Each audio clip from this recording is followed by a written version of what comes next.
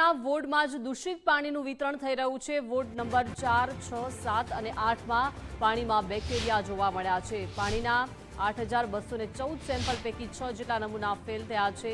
ગંદુ પાણી આવતું હોય તો મનપાને જાણ કરવા માટે અપીલ કરાઈ। વોટર વર્કર્સ વિભાગે લોકોને જાણ કરવા માટે અપીલ કરી છે। ભૂગર્ભ ગટરનું પાણી ભળી જતા બેક્ટેરિયાની સમસ્યા સર્જાઈ છે।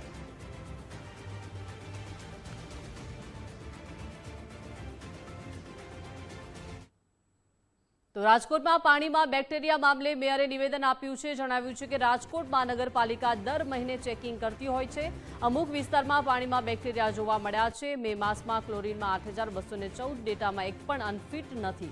બેક્ટેરિયાના ત્રણેય ઝોનના 230 ડેટામાંથી 6 અનફિટ છે।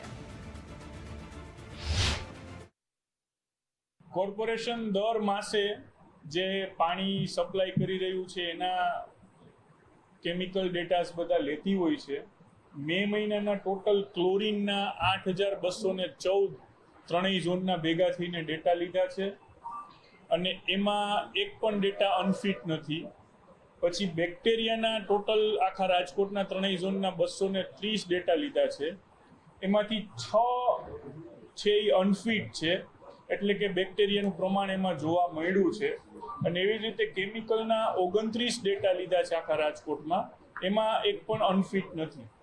આ 6 જે અનફિટ છે એમાં વોર્ડ નંબર 7ના 2 છે, વોર્ડ નંબર 8ના 3 છે અને વોર્ડ નંબર 4નો 1 છે।